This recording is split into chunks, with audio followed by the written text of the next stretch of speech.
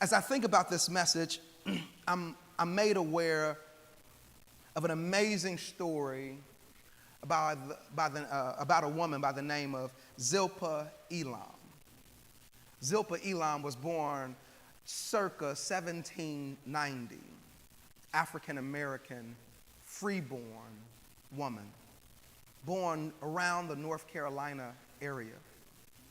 The truth of the story is that she was born in a time where not much was kept for African-American history. So her exact birth date we do not know, nor do we know its location. She was born into a relatively difficult but graced life. She constantly walked these two parallel tracks. She was one of 22 kids born to her mother. Remember, this is 1790. However, of the 22 kids who were her siblings, she was one of 3 that survived childhood. Her mother died when she was young, and she was taken in by a white Quaker family and reared until she was 18. The amount of loss and grief that she dealt with is probably immeasurable.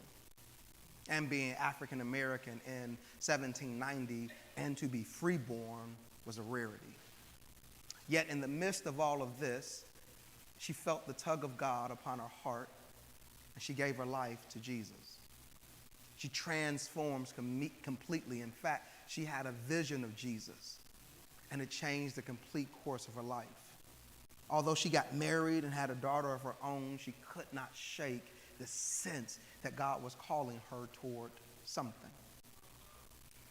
Later on, after she became deathly ill, right around 1819, she had another vision. And in this vision, God told her that she would get well, she would have future health, and that there was a calling upon her life. And to make sure she understood it, she needed to go to a very particular camp meeting. Back then, there were these huge tent revivals and camp meetings that would move around, especially kind of in more apostolic circles. So in about a year after she had recovered, she went to this meeting. And in this meeting, she receives a call to preach. I think what led Zilpah to following the Lord was those times in the quiet place where she, whether she saw the Lord in an open vision or whether she simply was touched and met his spirit, and her spirit met his, and something was sparked. You know, it was like the match that lit her heart on fire. And I think that in that quiet place where the word was unfolded to her, where it was opened up to her, something in her changed. And what that something is or what it looked like, I don't know. I just know that it became evident when she overcame all the inner turmoil of being a black female in the South, wanting to preach the gospel, not feeling that she was adequate, not feeling that she had the gift mix, whatever all those things are, she overcame them. I mean, the time that she was living in 1800s, 1700s, it was as a black female, born in a free family, but wanting to travel into the South to preach the gospel.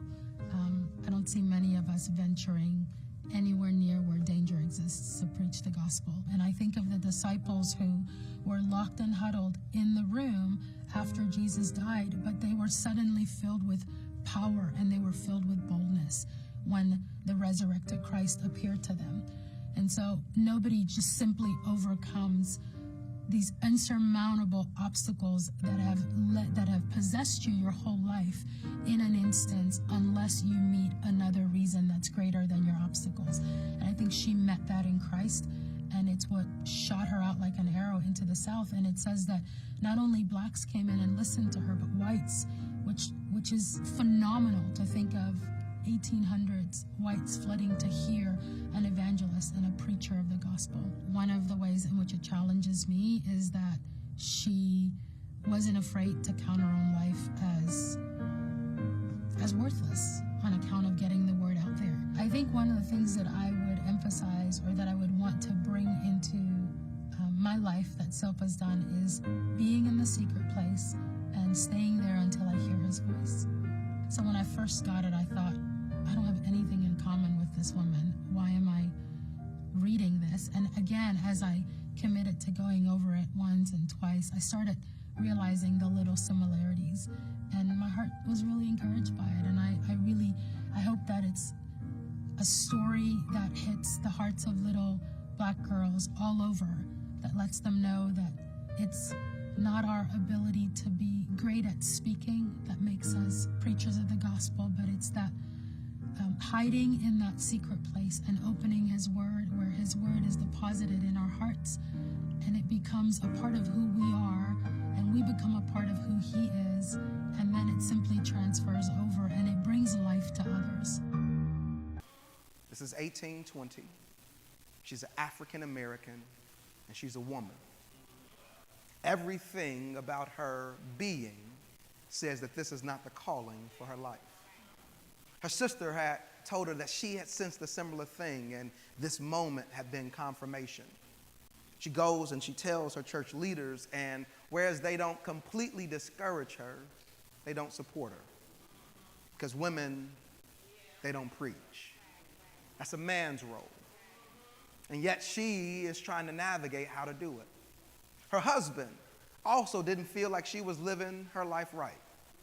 But he stayed with her, and they tried to work through until he passed away. After he passed away, she felt this call even greater and figured out that even if no one would support her, she had to do what she felt God had called her to do. She began to travel, D.C. and to Maryland. She would preach. And it's funny how people would come.